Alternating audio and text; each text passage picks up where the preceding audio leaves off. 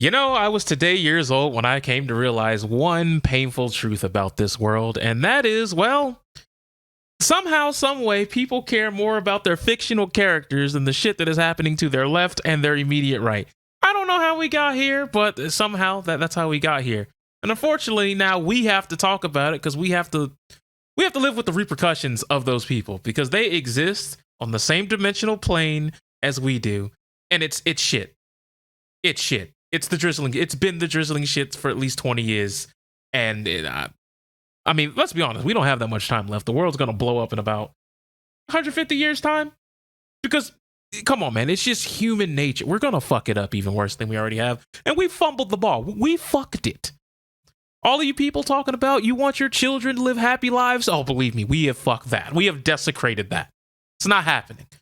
But I just want you all to know it's not our fault because it's me. Hi, how you doing? You guys know who I am. This is my YouTube channel. You guys don't need me to introduce myself. But these two, I don't think they've been on my YouTube channel, and you might want to hear about them. So I'll let them introduce themselves in alphabetical order. So, Mr. M, go ahead and tell people who you are. Yes, I'm M.X.Stora. Yeah, have a little bit more confidence in yourself next time. Like, are you sure that's who you are? It's just like Mr. M. It's just like, oh, it's because I have letters in front of my name. It's just Sora. Just fucking ignore the Mega Man X part that I put in there when I was 14. Hey, man, that's part of growing up. You know, he grew out of Mega Man and right into Kingdom Hearts, baby. Hey, it's a legitimately nice name. Shut up. Look, man, I get it. You don't have to explain yourself or defend yourself.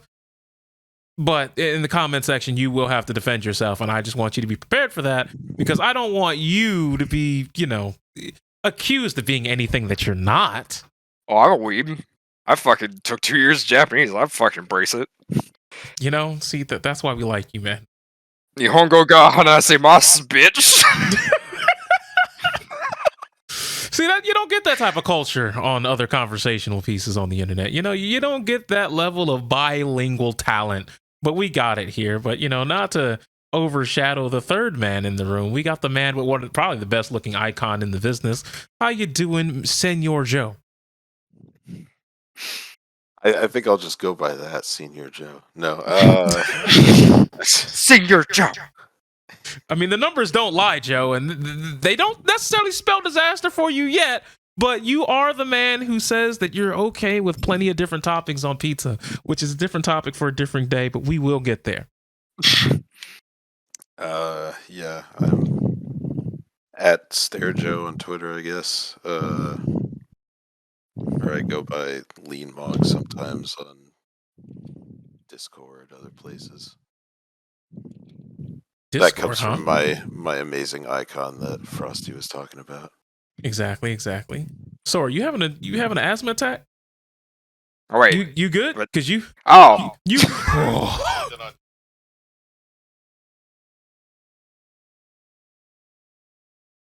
Well, I mean, you've been doing it the entire time, and I'm just like, is this I'm excited.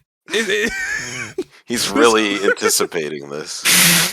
I was like, hey, bro, you good? Because the energy was completely different once the red light was on. Like, before it was normal, and then all of a sudden, anxiety rising. Like, I'm going to have to do my best to edit that out, but you're making my job hard, sir. Whoops. The pains of content creation. Oh, my Lord. But that being said, welcome. This is a nice little cozy podcast. We're not a bunch of suits here. We're just going to have regular conversation. So let's get into regular conversation. So we got pedophiles here on YouTube, and somehow there's a whole controversy about it, as you would expect when pedophiles and YouTube are anywhere near the same sentence with each other, much less when they're in the same sentence and about each other.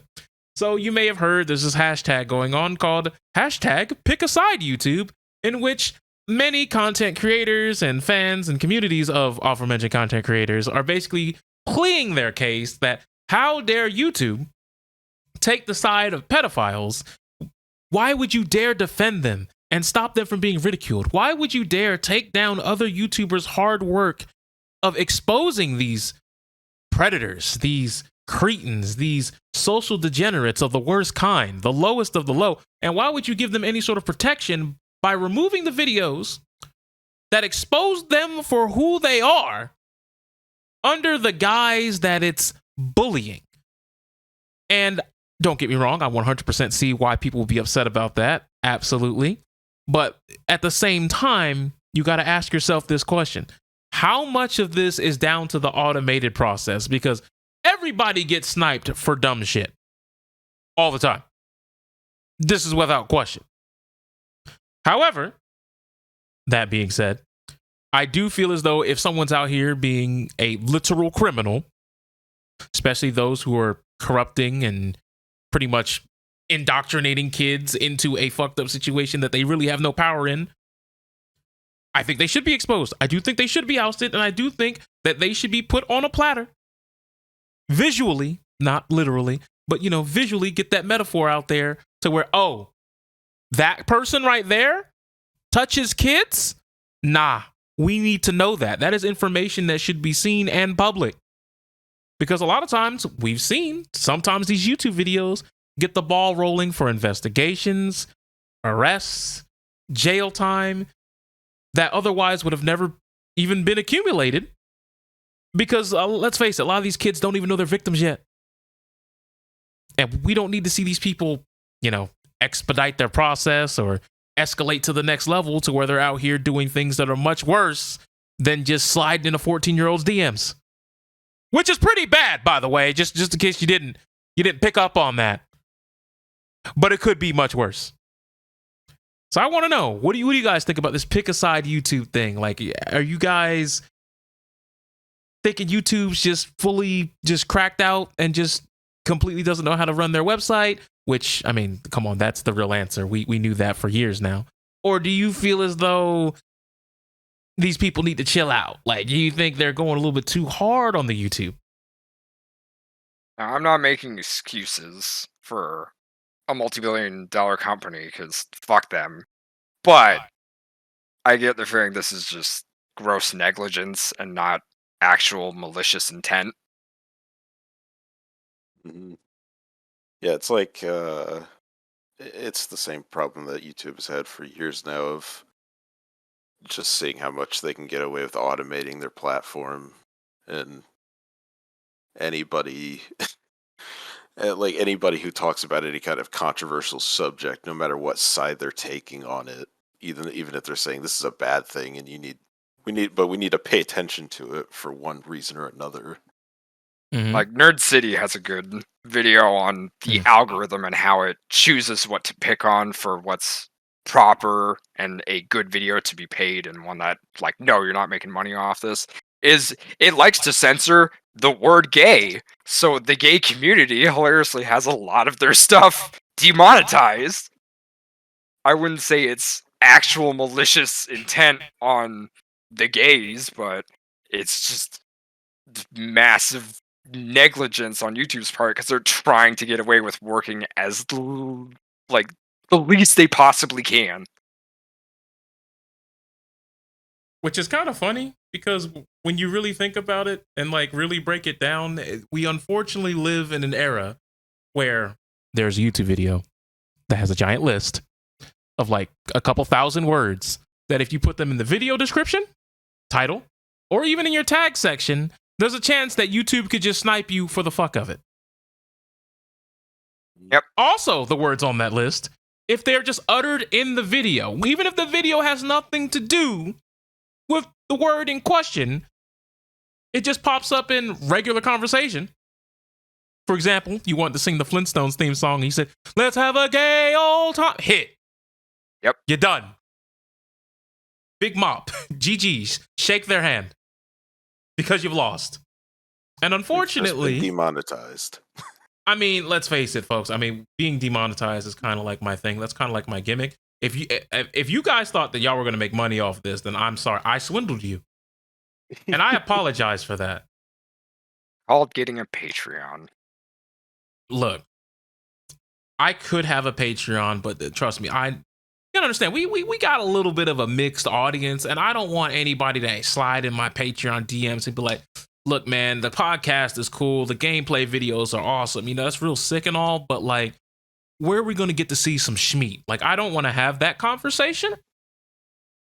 because I might be tempted to just do it, I may not have the self-control to stop myself and be like, well, if you want the schmeat, well, how much are they paying? How much you want to be a tier 3 subscriber? Maybe we can work some. I don't have dignity. Out. I'll fucking do it.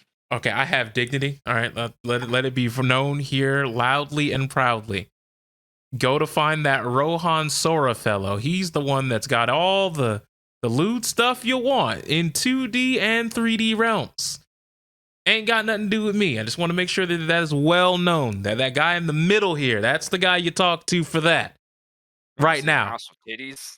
That's a terrible way to fucking preface that. So that's the hill we're dying on, huh? Go to @RohanSora on Twitter.com. You're the type of degenerate who we can't really be mad at you because you ain't done nothing to make the wheels fall off, but we watching you. Well, I'm watching him. I don't know about you, Joe. I know y'all are cool and y'all live near each other, but you got to keep a close eye on this one. His opener was, do you want to see a mouse with titties? Like, we're not just going to breeze past that. Like, that's not what he said. I have several crystal orbs observing his activities. Well, thank God. Thank God someone's taking this fucking crisis seriously. But ultimately, YouTube and, they've made a series of mistakes over the past few years. And let's be honest, this was a website that at one point was called YouTube Broadcast Yourself. You haven't been able to broadcast yourself for like at least 6-7 years now. Like it's been a while since those days. Everything has become very commercialized. Everything has become very, I don't want to necessarily say a bartering system with the corporate overlords, but let's face it, the top upper echelon YouTubers always have that backdoor pass where they can reach somebody. Something not going right, they can slide into some DMs, they can get on the phone, they can call up that secret top tier YouTuber hotline, and they can get some shit done within a 24-hour span.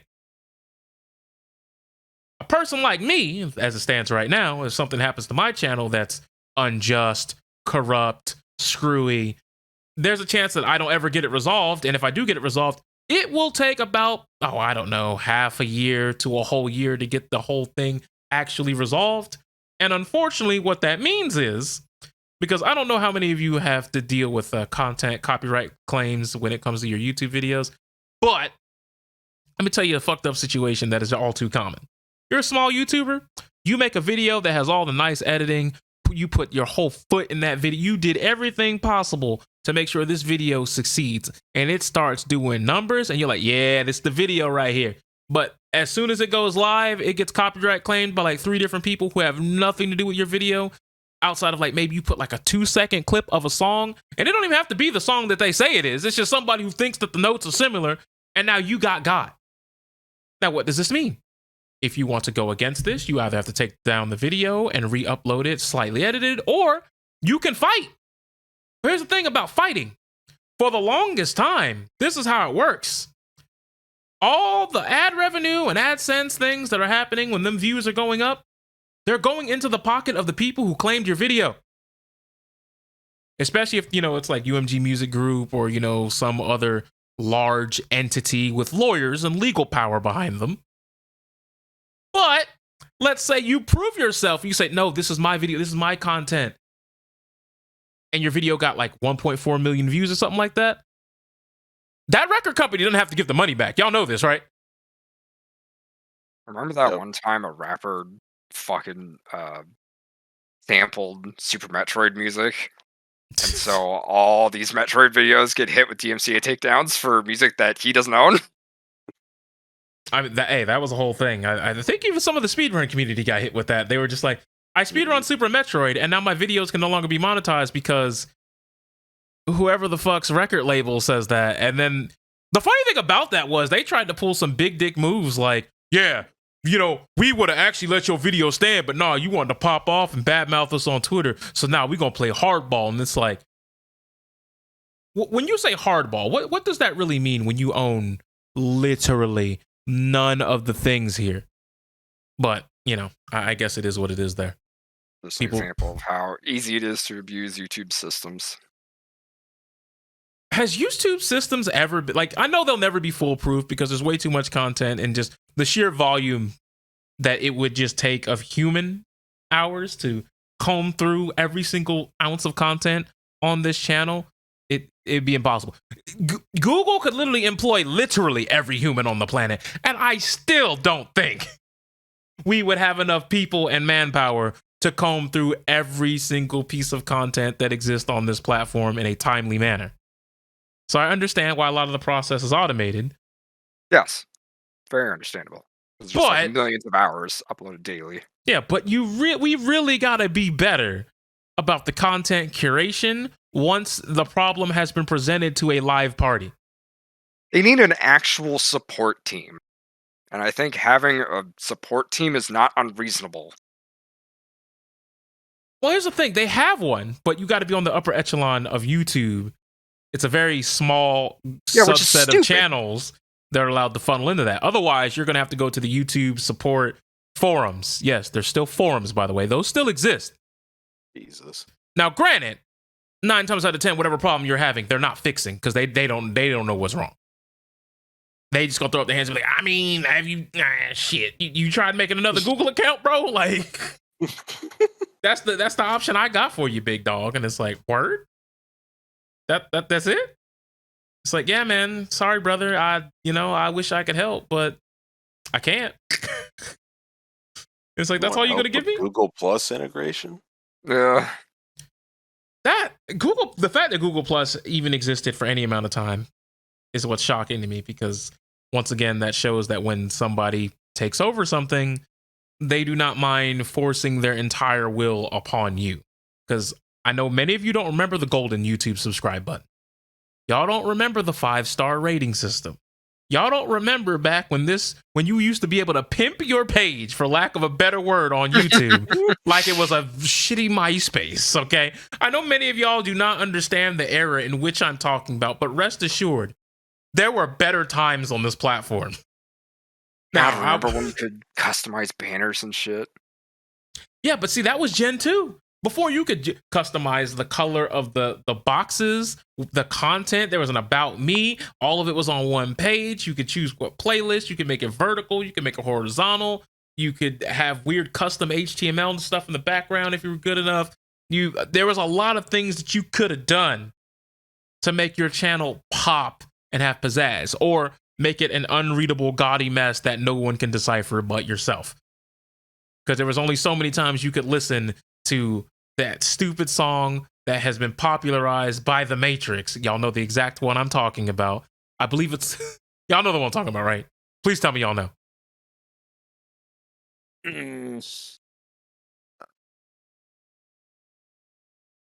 No? Nah. It's called Club to Death. Do y'all know that song? No, I don't think so. Also popularized by everybody who wanted to pirate software and that notepad file box to teach you how to do it would pop up. Y'all know the song. Y'all know the fucking song, okay? Do not play with me. Maybe, I just don't know if I know that title. At the risk of being demonetized. I'm going to play it for y'all. I'm just going to send it to y'all. But the one come on now. I know y'all know this song. Do not play with me.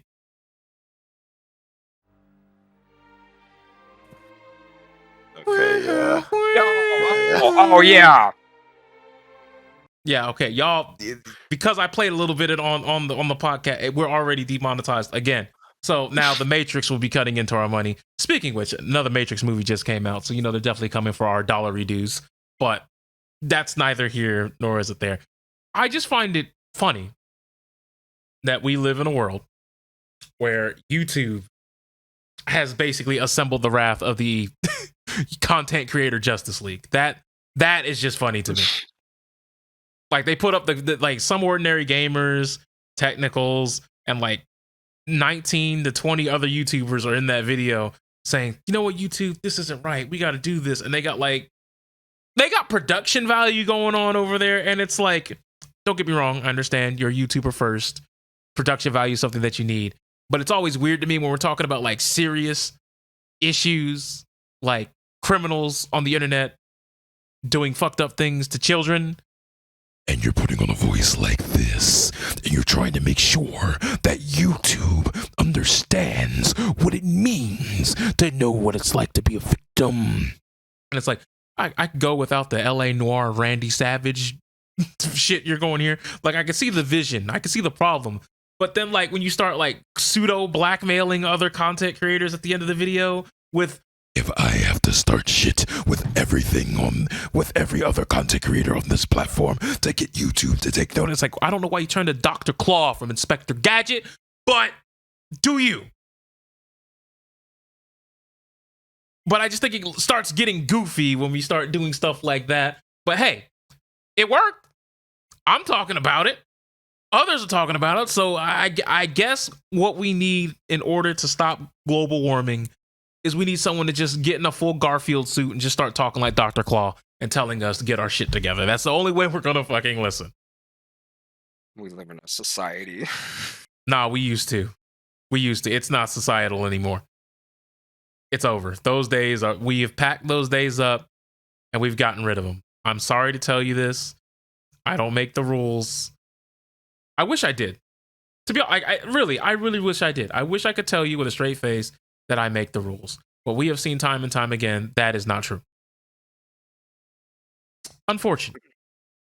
But with all those weirdos that are still on the internet, we still have to talk about which platform is worst. Is it YouTube or is it Twitch? Because on YouTube, yeah, you got weirdos. But some of the people on Twitch, when it comes to being a weirdo, they're undefeated over there. I don't know how you beat that platform. Yeah. And I'm not just talking about the fact that someone identifies as a goat on the safety council. And I'm not just talking about the fact that they claim that they eat grass. I'm not just talking about the fact that there was that whole bully hunters fiasco that went on over there. I'm not talking about anything that you would think would be the generic answer, whether it be the hate raids of 2021, whether it would be the fact that people are on the platform championing Black History Month in an infomercial about Black History Month that features no black people. Like, you know, I'm just saying, YouTube, while bad, Twitch they've been in dire straits for quite some time. Not to mention that when you make any sort of revenue, whether it be through donations or Twitch subscribers or bits, Twitch is taking half of your income. Yeah, right off the top. A whopping 50%. Rough. And you just have to take it. Like, it's a feels bad-a-roni, which is why I will tell anyone who wants to support the Twitch apparatus, just go ahead and hit up my PayPal link. It's in the description field. It's underneath the video. I'm not saying that you have to. I honestly don't even think that you should have to donate. Or if if you're donating, this is 100% out of the kindness of your heart. I'm not influencing you to donate. I'm not doing anything extra for you to donate. I am just a person out here providing you guys with freemium content. Now, if you do feel enticed to donate, I will thank you, give you the big salute, the hats off, mazel tov, blah, blah, blah, blah, make you feel special for a few minutes with the dulcet tones of my voice. But other than that, though, this ain't what you're going to get when you're over here on the strip. Like, you're not going to be like, oh, man, thank you for donating $30. We're not doing that. That's not the that grapefruit show. video. I'm not showing you the grapefruit technique. Like, we're not, those days are never happening. They will never come. And neither will you. And neither will you. Not from anything I'm providing anyway, unless seeing people get salty, rage quit, and throw their controller through a monitor makes you come. Sorry, you're not busting it out on my account. Sorry, it's just wasn't built for that. I was not built for tough. Now, if you're over there and wanting some rat pussy, go over to the @Rohan Sorry, and then he will cook something up for you I was legit gonna be like, well, I mean, if they're cute. Like, wow. Wow, look at this dude. He means that, by the way. Like, that's not a joke. Like, that's not a bit. That wasn't like a ha ha he he moment. He really means when he says if they're cute, he will do it. I subscribe to r/fanboy. I admit it. And you're probably a better person for it, to be honest, because the fact that you can be honest and transparent about these things without fear of judgment means you're confident in your own skin, and I can do nothing else but respect that. Ben Now- Sora, your best rat boy pussy. Um, I'm Don't sure tempt me. I'm sure he'll draw something for for the 10 ski. He probably already drawing it right now. You know, you can never put anything past this gentleman. But being honest, back to Twitch. Twitch in and of itself is really weird because Ban you for no saying matter. cracker. Oh man, well, see, this is why this is on YouTube. Because if we were on Twitch, we would have just got smoked. I already fucked it. We would have got smoked just now. So you may be saying, wait, what about the word cracker? I don't understand. Well, there have been a couple of streamers now who have been banned because they have called someone a cracker. And in one such case, it was apparently actually calling them like a graham cracker, like the actual like thing that you eat, you know, the edible, you know, a cracker, if you will.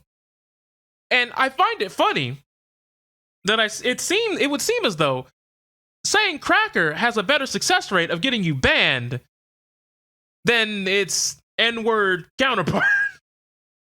It's literally that one, well, not a skit, but fucking, God, I forget which comedian. He makes a joke about this where it's just like, if one of the words you can say and the other you can't even say, I think we know which word is worse. You could say cracker all you want. No one's gonna fucking say the actual N-word.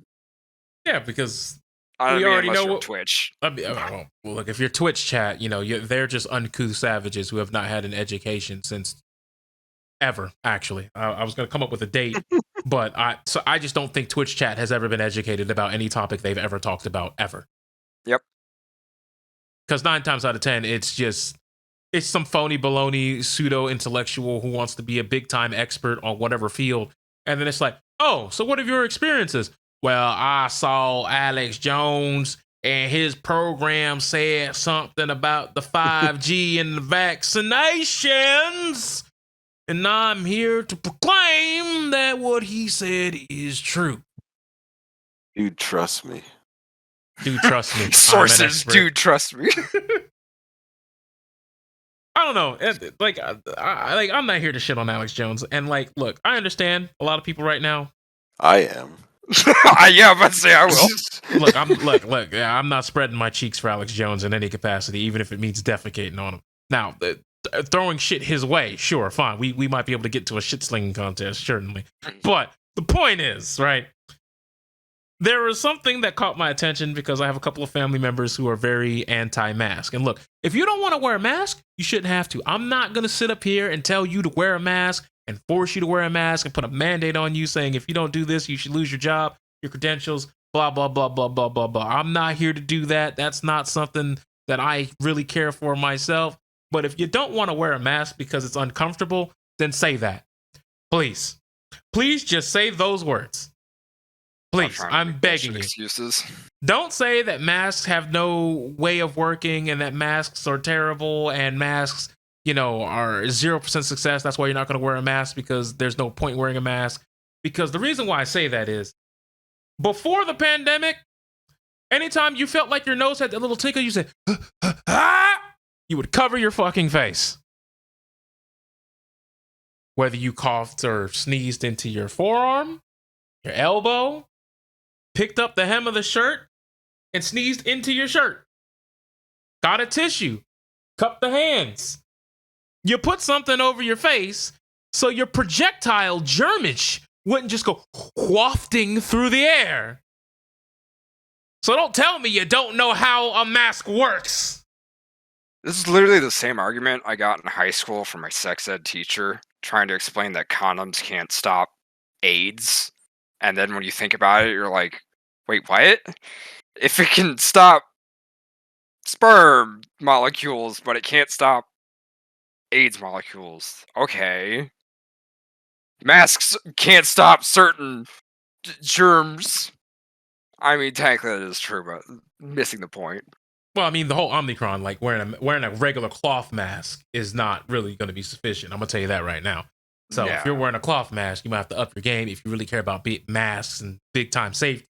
But my point is, look, some of y'all be wearing condoms and the condom don't even break, but somehow your nut in her gut and it ended up producing little Timmy. Some of y'all are little Timmy. Your papa wore rubber, and well, now you were in her. Strange how that works, ladies and gentlemen. Strange how that works. Did you plan that? Didn't plan it, but like I said, this is my first rodeo in terms of being a podcaster, being a wordsmith on the microphone. We can do this all day.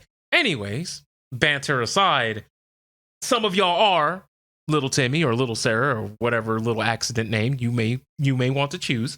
But the point is, just because you wore a condom does not mean 100 out of 100 times you are somehow not going to end up with a kid. In some cases, you could wear rubber, she could have plan B, and somehow, whoop-de-doo, it's a Christmas miracle. Because little Jesus has now shown up on your doorstep 9 months later. Insert life finds a way. Yeah, you got to shout out to Jeff Goldblum there, too. But the point that we're trying to make here is the masks and things of that nature are precautionary. They make the odds go down. These are not fucking Iron Man suits from the MCU where it just you are now COVID proof. Is there anything else I can do for you? Yes, please cure AIDS. And then AIDS is gone.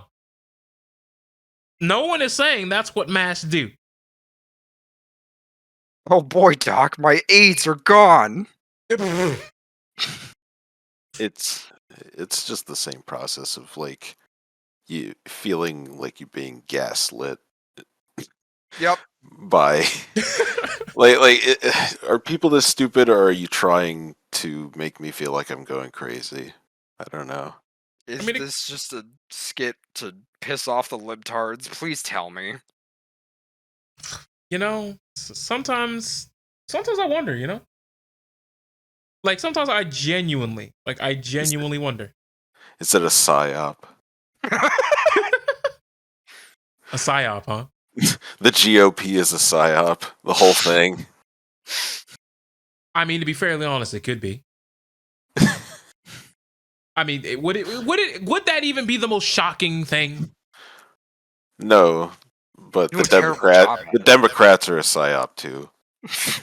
Well, the Democrats are okay. Democrats are a whole can of worms of idiots, but that we could spend a whole podcast alone talking about this show that party is. But I don't think we have enough. I don't think we have enough U-Haul trucks in the back to unpack that shit. I'll tell you that right now.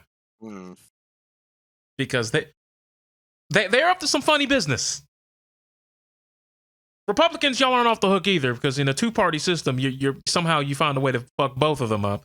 But when you have a binary system like that, you end up with the issue of one party could just say a bunch of shit, the other party could just say a bunch of shit to counter that shit, and none of them mean the shit that they said. Because according to Mr. Joe Biden and Kamala Harris, they owe us all about $1,800 at this point. Maybe $10,000 at this point. I don't know. I don't know how interest works these days, but I remember they said when Trump was in office, they were going to do everything possible to put more money in American pockets, and they said a lot of things. None of them have happened.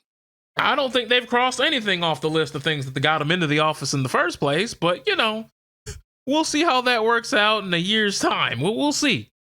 We'll see. We'll see if they extended the loans. The loan repayment for 90 days, 90 whole days, 3 months. Oh my God! It's a testament to their illustrious campaign. They're legendary, bro. I've never seen anything like their track record is impeccable. To be honest, they're the Your goats. crumbs and be happy, peasant. This is why I hate the whole fucking argument where it's just like, calling them both bad. You're equating one part or the other. No, I'm not. But you have a choice between corporate oligarchy or fascism. Pick one. It's like, oh great, this is a wonderful choice. And the funny thing is, when someone's on one side, they typically can't see the other side.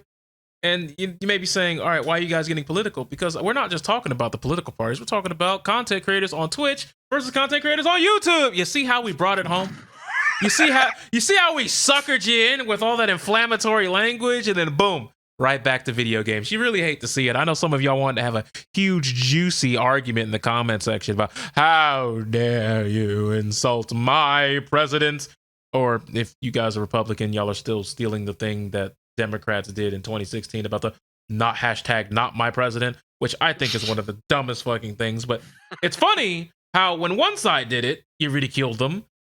And then when the other side started doing it, y'all started ridiculing them. And it's like, no. That's exactly what you did for you. Look stupid now, doesn't it? You don't get to do that. On track of politics. Quick, video games. Beep boop bop. Beep boop bop. Boop bop. Boop boop beep. You hear about Cowboy Bebop? Oh man, that's gonna get right into the political ecosystem again. But Oh shit! I mean, when you take YouTube and Twitch, when it comes down to it, it's just it's your choice between Amazon and Google. Who's going to be your corporate overlord? Yeah, exactly. Don't ever get it twisted. Choose your fighter. choose your cucking. How do you want it, man? But the funny thing about like how Twitch has been doing business as of late, as you guys saw, they were going to roll out this whole thing where you guys can pay for viewership, much like you can on explosive content creation platforms like TikTok, where if you put more money in, the more times you'll be seen in the algorithm. Basically, you're paying to bribe the algorithm. Wow. And Twitch is, they rolled that out to a few content creators, test the waters. I don't know if it's fully been rolled out, but the fact of the matter is now you can technically buy your way to the top. Which, I mean... So, again, capitalism. Look, capitalism, it's... I don't want to say it's the worst thing, but it definitely opens up the doors to the worst things.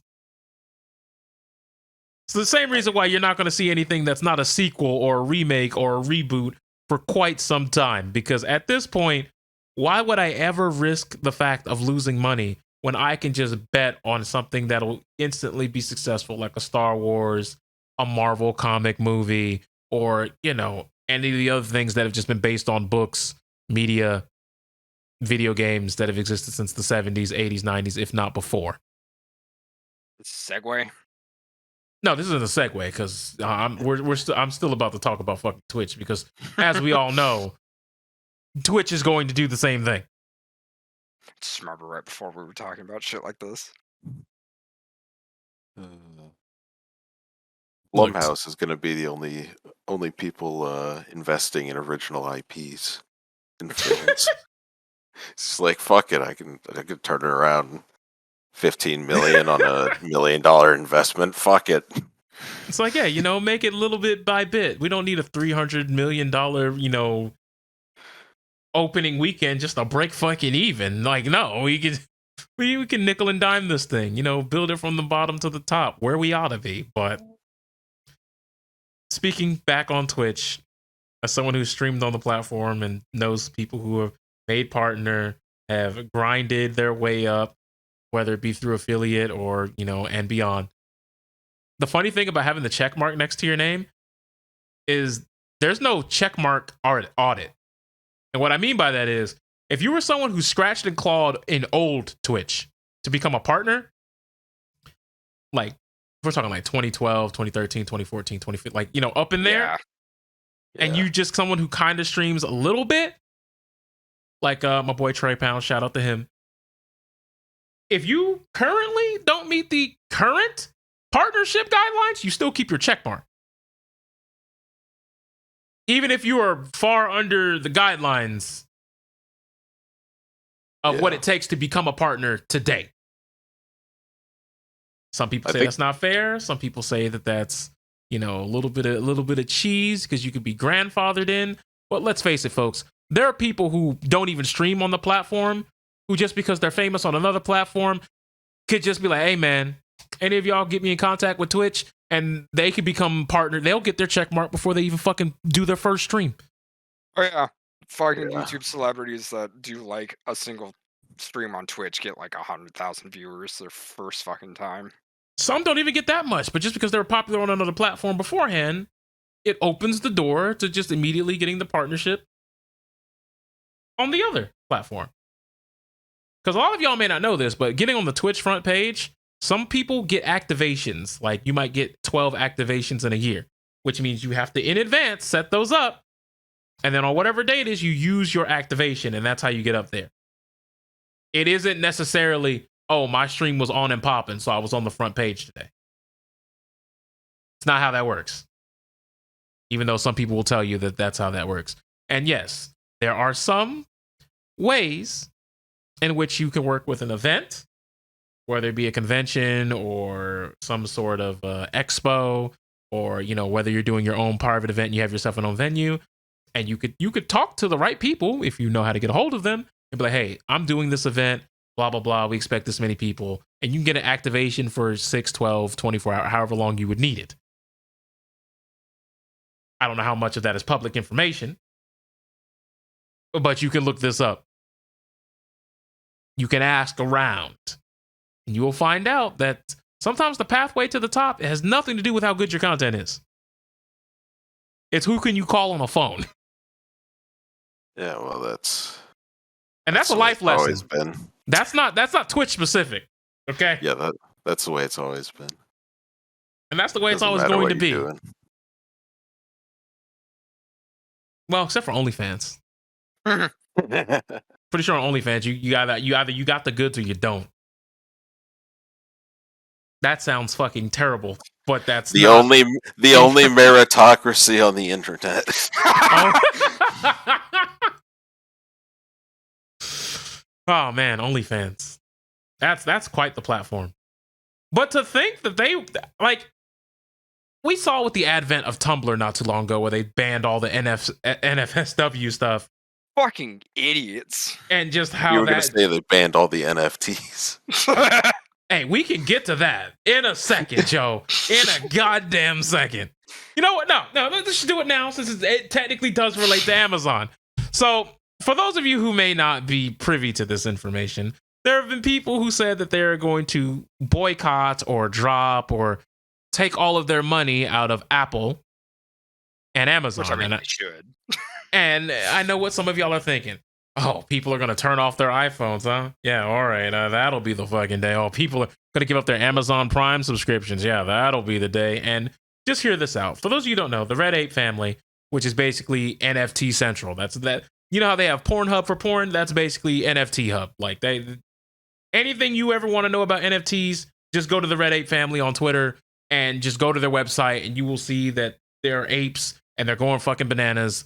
And you could just find all the NFT related shit just by searching them on Twitter. Because trust me when I tell you, the amount of people who hate the fucking shit out of the Red Ape family, you can't even calculate it. Like my calculator would actually lose count if I looked at every individual account and saw, oh damn, they really be hating these people. But the reason why they're back in the news is because they recently released a tweet saying, wait, what? Are we really going to be on Apple TV January 10th and Amazon Prime by the end of season 1? Yes, hun. Get ready for the red carpet. And it's basically the Red Ape family's subset of NFTs saying that they're going to turn their NFTs into a television show. They're going to package it and release it on Apple TV and later on Amazon Prime. Now, people are saying that they're going to be going against the grain and saying that they're going to cancel their Amazon Prime subscriptions and their Apple TV subscriptions and basically boycott these two companies because a show that already has the money put up and funded and created by other people is going to be on their platform. Now, I know what you're saying. Well, yeah, it's NFT related, so wouldn't you want to boycott it? Well, they're not boycotting Twitter. And you may be saying, well, what does Twitter have to do with it? This is a tweet. The Red Ape family is on Twitter. So, by their logic, they should also be deleting the Twitter app. Also, aren't these videos uploaded to YouTube? I mean, they could be. Fuck if I know. I don't follow these people. The conspiracy goes too deep. Oh, no. Everybody's getting duggied now. But the fact of the matter is this: Apple and Amazon are not making the show. They're just like, I mean, if you want to push some shit on our platform, yeah, whatever, fuck it. All right, more money for us. But out of all the things you could boycott Amazon for, which once again, we're not making any excuses for billion-dollar companies or anything like that, but it's not forcing the employees to piss in water bottles. It's not the fact that they were anti-union, so much so that they ran anti-union ads on Twitch streamers' videos, which I cannot express how repugnant that is, but they did that. You want to talk about the fact that there was a woman who lost her life in a tornado because Amazon said, oh, we know a tornado's coming towards this warehouse, but nah, y'all are not allowed to leave early because we need that fucking moolah. All of these things are going around and being investigated, and these times of turmoil are shining through, and somehow an NFT miniseries television show cartoon that's the straw that broke your back. So maybe some of y'all need to be reminded that fiction is not real, okay? People losing their lives, their jobs, being told that they're basically just wage slaves and we're going to put our foot on your neck, and if you dare decide to even rise up against the grain, we will fire your ass and make you homeless lickety-split, no strings attached. Yeah, maybe that's what you should be more upset about. Maybe that's what should have made you revoke your Amazon Prime. Because you see that would probably invoke change, because these companies, they don't care about your morals, your political alignments, your religious affiliations. They care about, oh, when we did that, profit drastic went down. Numbers don't lie, Joe. And they spell disaster for Amazon. God damn it. And maybe at that point, they'd fix the problem. But up until this point, you gave them no reason to fix the problem because you keep buying it. It's just an easy, funny thing to get mad at. I mean, that's like who can keep getting fired up about depressing shit like, oh, these factory workers died because Amazon are negligent pieces of shit. I don't know that I've seen people get mad at last. Like, ha, funny monkey cartoon, stupid. Like, like, I hear you, Joe, but these are the people you're talking about. I don't know if they actually exist anymore, because the only people I see online in the echo chamber of stupidity, the only thing that I'm seeing these days are people who want to spend time getting mad to the point where they want to upheave the earth because they watched the CinemaSins video or a Death Battle video that didn't go their way. These are the people that exist. Are you gonna look me dead in the eyes and tell me that Superman vs. Goku video didn't piss you off? No. I don't want to meet these people who are watching CinemaSins or Death Battle to begin with. So your personality doesn't interest me. Look, if you want to watch them and you call them turn brain off entertainment, whatever, fine. Go bonkers. Gangbusters, dude. Good on you, pal. Yeah, just leave me alone.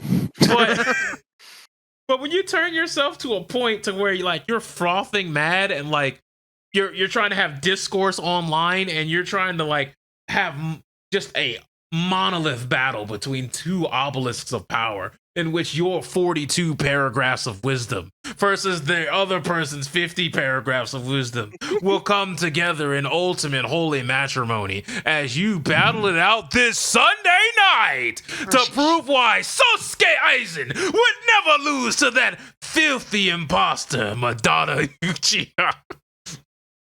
Not on my internet. And like, I've seen videos where people are making like hour-and-a-half long response videos doing this crazy, like, I don't know what it is, what would push you to want to have like long-form discussion about this.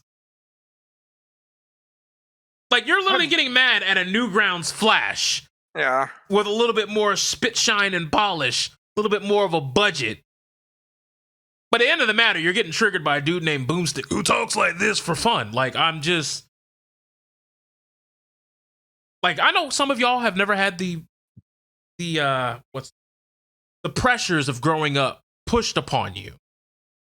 I know some of you have been able to live as the same person you were since you were 12 all the way up to you were 42. And look, if you've been able to live that life, you've been able to be that privileged, hey, top of the morning to you, I guess. But some of us have to get this shit. And it's rough, man. Kendrick ain't gonna do it for me, bro. Sometimes I gotta put a little sweat equity in myself. But yeah, like I don't know. Like it's just really weird to me. It's always been weird to me. But like seeing some of the things that people get like very passionately upset about on YouTube is strange to me. Like it's just strange that CinemaSins has people's balls on a vice grip. I am not afraid to admit that I have watched a 7-hour-long review of Tokimeki Memorioru by Action Button Reviews. But my god, what are you doing with your life watching 2 hours of what would amount to just us bitching about a single YouTube video for fucking 2 hours? Just a single one, though. Just a single one. And it was about fucking Madara versus Aizen. I don't even know who these characters are. Hey, the weeb doesn't know who Madara is, ladies and gentlemen. Wow. See, he's a connoisseur of Japanese culture. Yeah, he's not just a fan. Oh, wow. Here we go. Here you go. Go ahead. Run him down. Talk to him. Let them know. Let them know about themselves, Sora. Let them know how inferior they overrated. Oh, man. Keep going. I want them to abuse the earth. What a hot take. What a hot take. What a absolute fucking unit this guy is. Keep it going. What's another one? Huh? Fuck. I can't think of another stupid one. Bleach is bad. Oh, what a whopper. You went out on a limb for that one. One Piece is too long. Wow. The heartbreak, the agony, the intrigue. Next, you'll say, One Piece is short for its true name. One piece of trash. Is that where you're going, Joe? It's kind of funny, but I've actually heard One Piece is alright.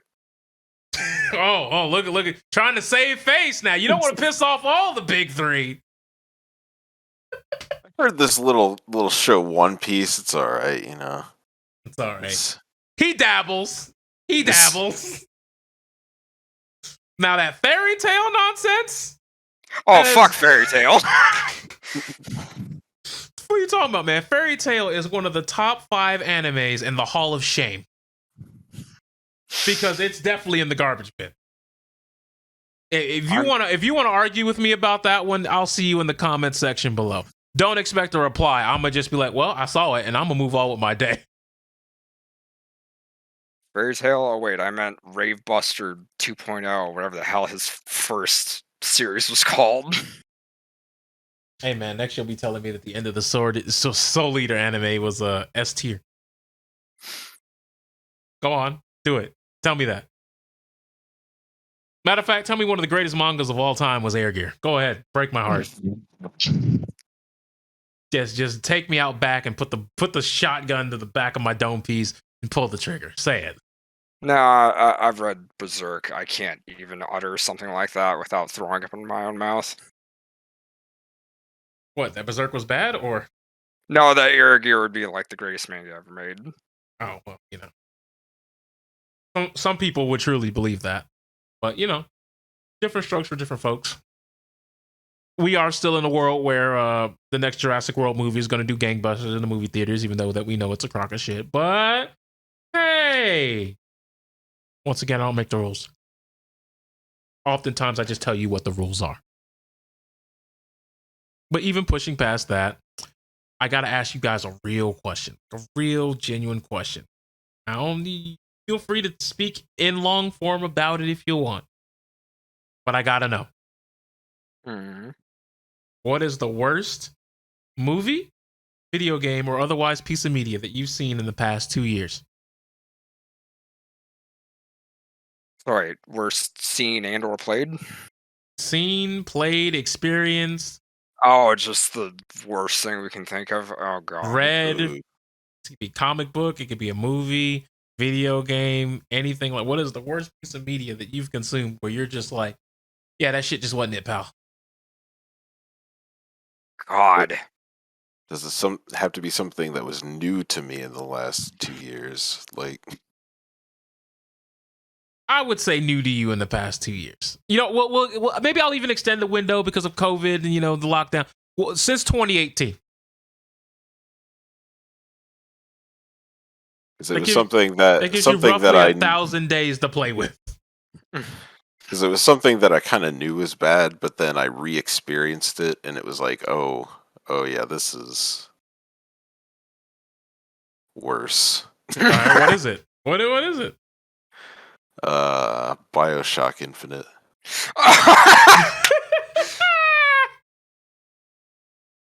Ah, Yeah, I don't remember that game being that terrible, but my god, when you replayed it. Oh man, that game, man. I mean, if you want to let the people know, talk to them. Let them know.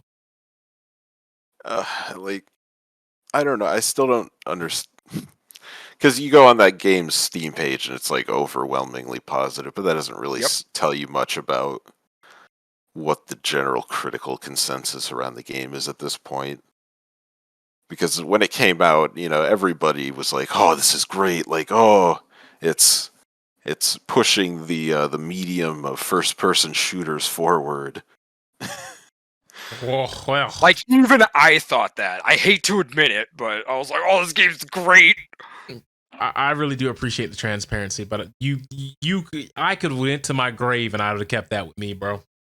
But I mean, to be fair, when did Infinite come out? Give me a second.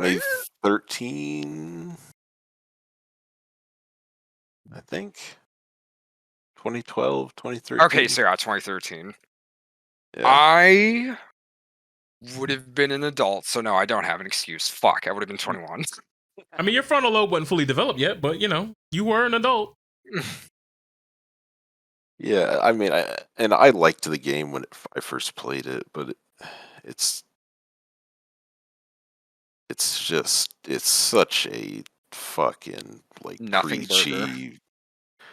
Yeah, it's nothing in the gameplay department. Like, it's so bland, Yeah. and the story is so like preachy and stupid.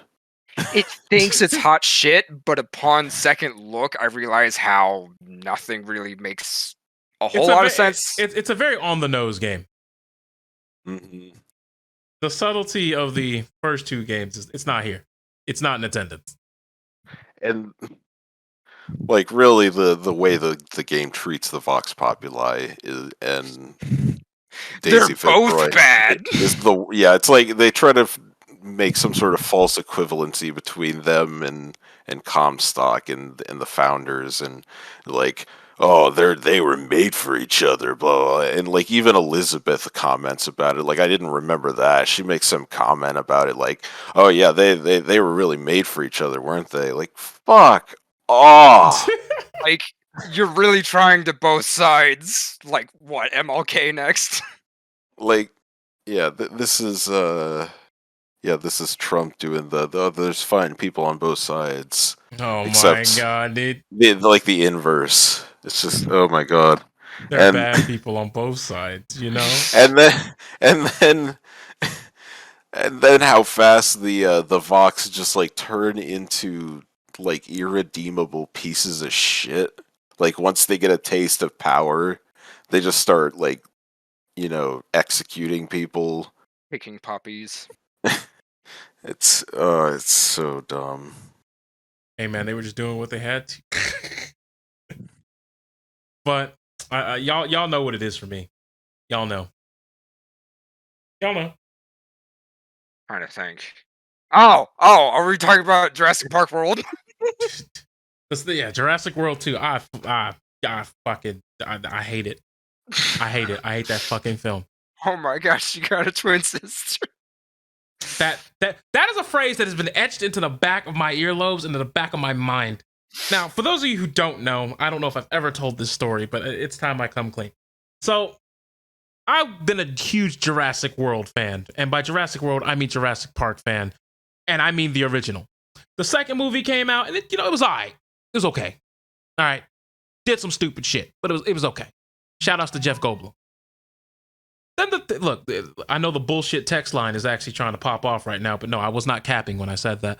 What I was trying to say was, then that third movie came out. We're not going to talk about it. We're just going to acknowledge that it came out, and it shouldn't have. Fast forward several years past that movie's prime, we then end up with this thing called Jurassic World, which I could talk about at length why that movie is a sack of shit as well, but I won't, because we need to talk about the second movie. That second movie has placed a chasm in my heart. It has made me have to pull out Vaseline on my ass cheeks because my ass is chapped. Very disgruntled. Now, you may be saying, all right, why were you this disgruntled? The movie can't be that bad. All right, let me talk to you. Let me just bring you guys in. So this movie not only taught me that you could just put any fucking thing on screen without thinking about it, but it also taught me that the people in the audience really be captivated by this shit, man. They really be looking at the screen, not processing a damn thing about what's being said in this plot, and they're just all in on it. So you may be saying, all right, what do you mean? In Jurassic World 2, it's a story about a man who lost his daughter and decided it'd be a sick idea to clone her using some of the DNA from the crime scene. So he's raising his daughter a second time. Now, that said, you find out that there's a caretaker who was oh so very close to their daughter when she was only yay high. Small little dainty thing.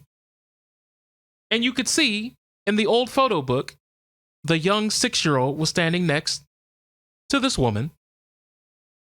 And she was about in her 40s, maybe 50s. In present day, she's about 70, 80, 90. But the daughter is still the same age. Even though we talked about cloning, even though we talked about this man having access to clones, even though this man talked about his daughter died, and they had 2 scenes to go over this. When the little girl pulled out the yearbook and saw all those years ago, a girl that looks just like her, and the caretaker that's taking care of her today, 30, 40 years younger, some chick in the back of my theater opened her mouth and said the words, "Oh my God, she got a twin sister? When did we meet her?" And when I tell you, I almost had a stroke. Y'all remember that episode of SpongeBob where Squidward got the fork stuck in his mouth? That was me. That was me. Because my brain could not process that somebody in the back of this theater did not pick up on any of the context clues that led us to this point. At all. Now keep in mind, this is the same movie that is trying to tell me that in order to be on the cutting edge floor of technology, in order to achieve the next level of war games, the tier 0 undefeatable strategy of implementing dinosaurs on the battlefield goes as follows. You take your AR-15. You equip a sight onto your AR-15, a red dot sight. And when you point your red dot sight at an enemy and push a button, the gun will make a low frequency audio noise that only the raptor can hear, in which the raptor will then attack anything that the red dot is pointing at. And therefore, when you have your AR-15 and you push a button on your AR-15, the raptor will then go after your target and kill it. Give the YouTube comment section, give them a minute. Give them a minute. Just give them a second. I'll explain it in a second. We'll give you 5, 4, 3, 2, 1. So I don't know if you know how guns work.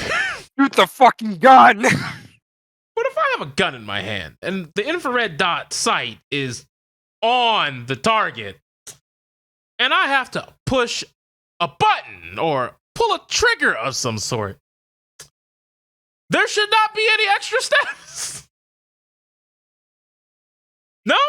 Like, am I wrong here? Like, that should have been the guide. The guide should have ended right there. There should be no extra step of wait for the raptor. Raptor secures the kill. Go confirm kill. Nah, I'm pretty sure if I see somebody's head turned into a fudge cake with some cherry sprinkles and some cherry sauce, I think we got the guy.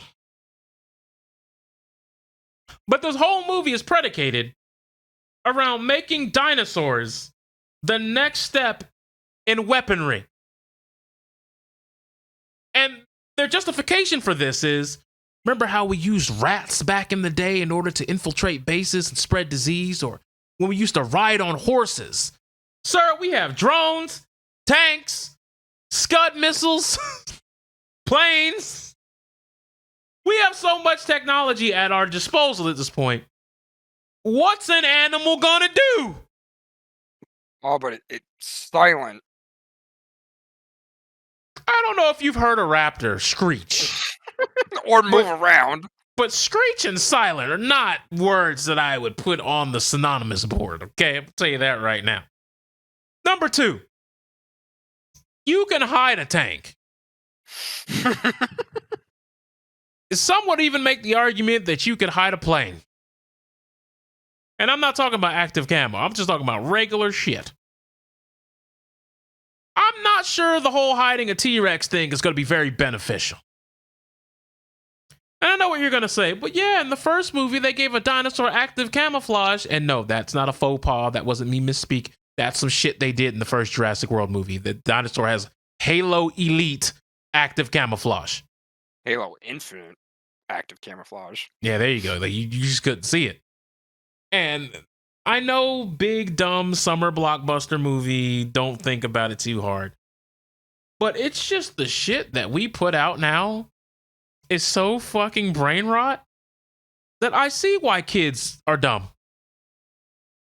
Like, I see why someone made the show called Uncle Grandpa, and they put that shit on TV and kids watched it.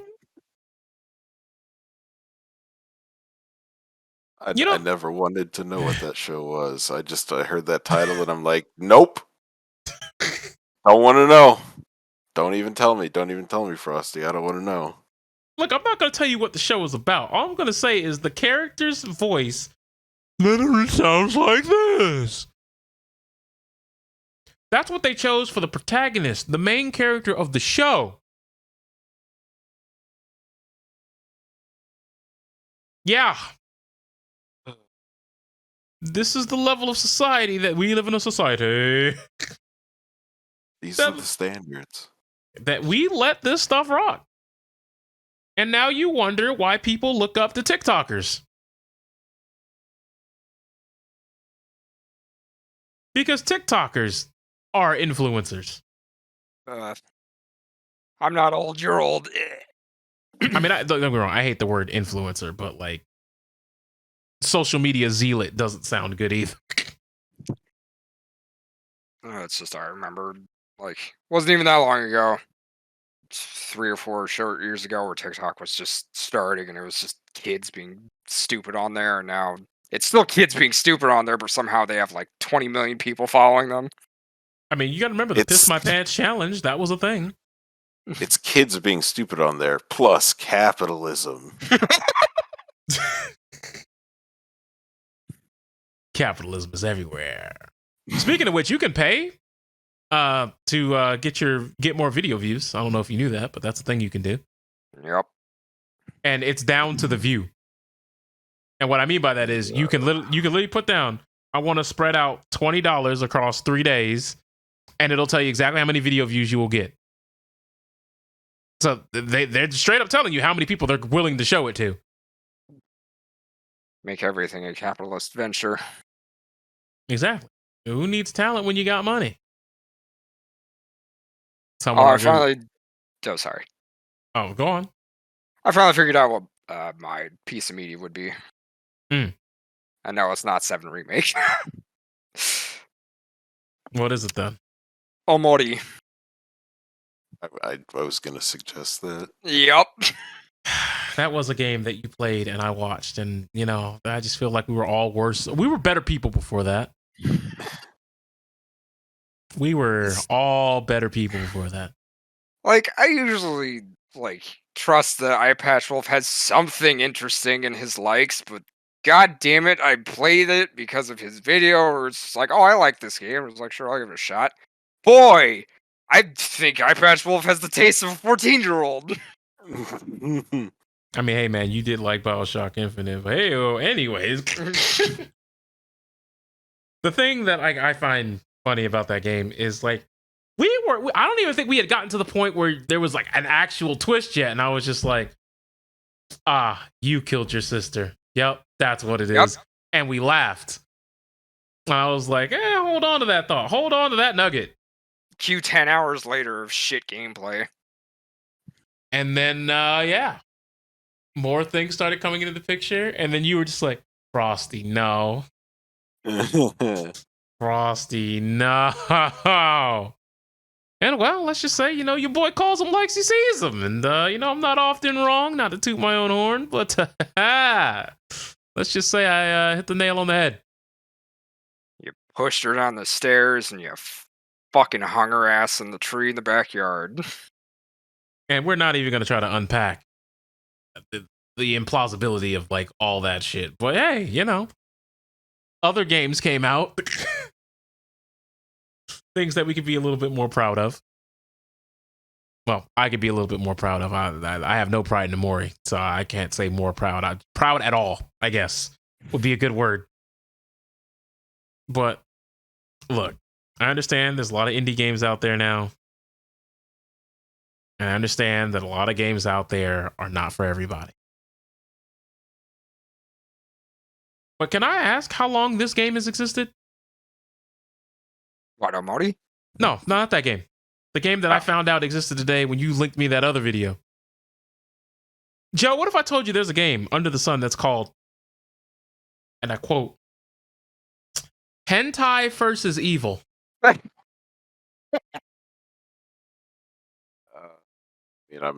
I'm just too jaded. It's the internet, man. What? Yeah, but it's but it's on the Nintendo Switch. It's on the Switch and the PS4. Oh. This isn't just some indie gutter backwater project that's just out there on the web. Oh. Okay. Interesting. Now you may be saying, well, what type of game is it? Allegedly, according to the review here, it's just a shoot 'em up, a third-person shoot 'em up, in which you shoot Unreal, not even Unreal, Unity creative shareware goblins and ogres. Mm-hmm.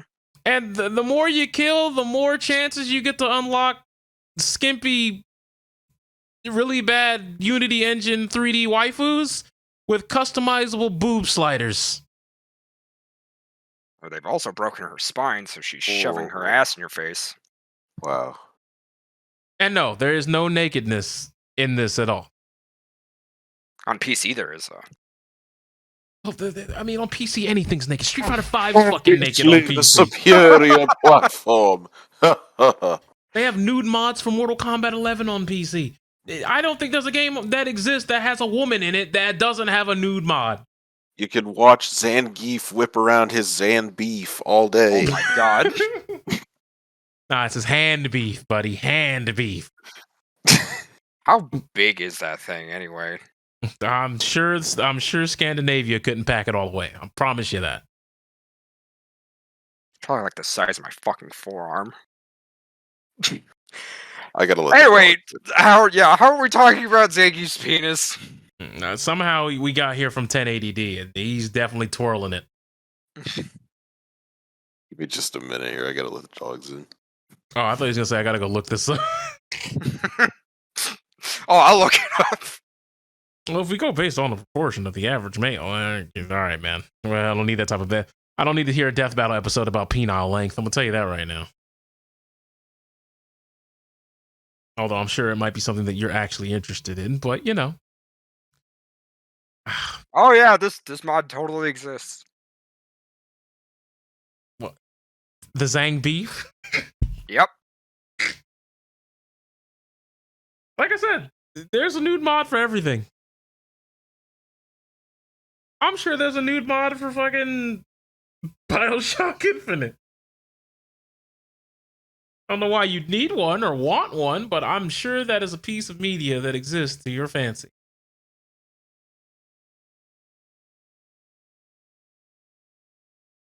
Does it exist? Wait, sorry, what? I got lost looking at. I said, I'm stick. sure. Oh my god, dude. You were sucked into the eye of. I was sucked. But I was saying, yeah, I'm sure there's BioShock Infinite nude mods. Oh yeah, there's gotta be. So I just did a quick Google search, and the top result is this website called nakedmods.com.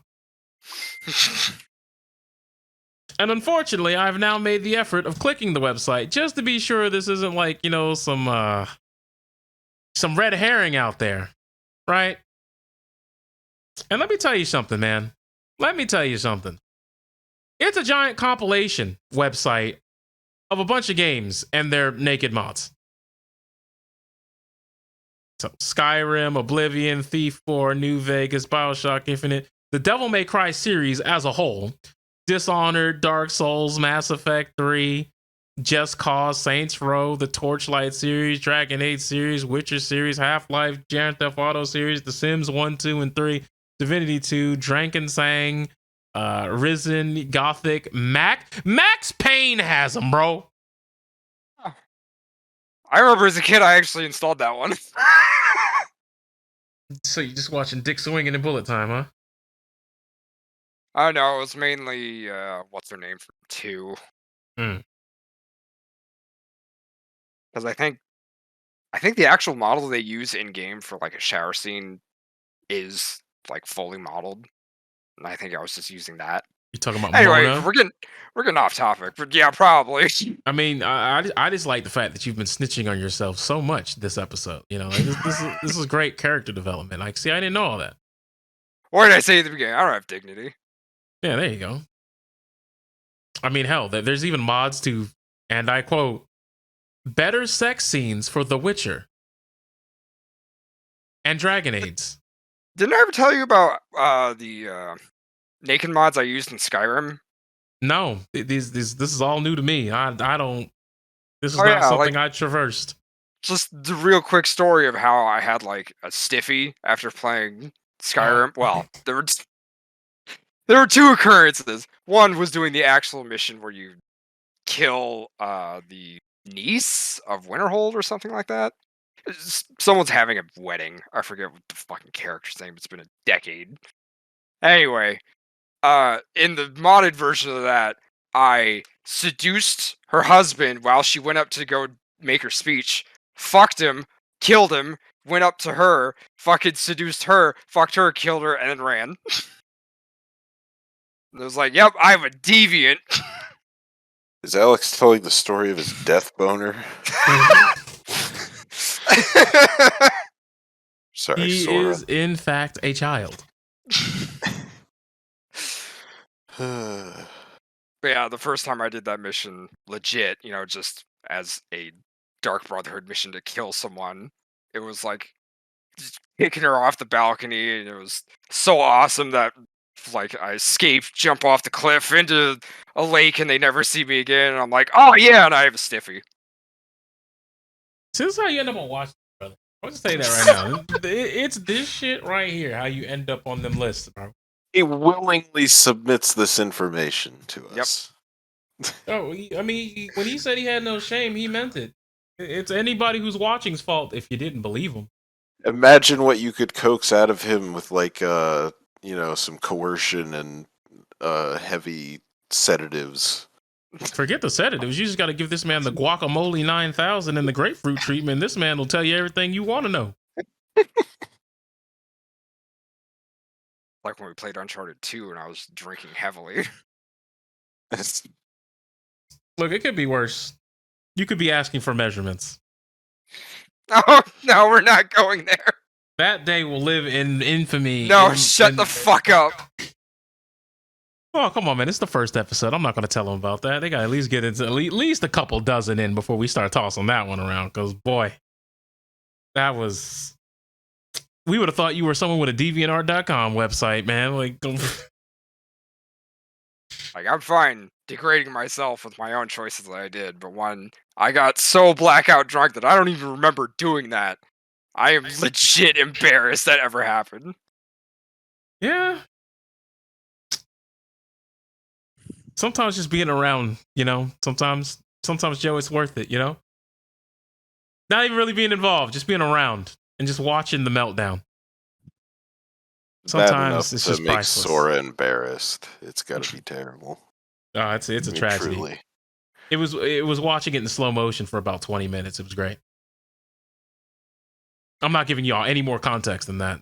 Y'all gotta pay y'all gotta get that tier 3 subscription up. Maybe we'll tell you about it sometime. It was $25. $24.99 plus tax. Oh, speaking of which, by the way, tax is also involved on Twitch, so you're not just paying $10. You're probably paying like $12, and I get $4.50. That's wild. Right. That's 2 G's right there. But alas, I think we're going to bring it to a close. Roblox developers. Oh, God. Big oofs in the chat. But yeah, we'll probably see you guys sometime. I don't want to say next week. I think that's a little bit too early, a little bit too soon, because it takes a while to edit these things. So maybe next month. Maybe we'll see you in the new year. But yeah, y'all take care. Enjoy yourselves. And now I'll tell Joe about the story about the thing that Sora doesn't remember. Holla, holla, get dollar. Get out. Just get the fuck out, man. Get out.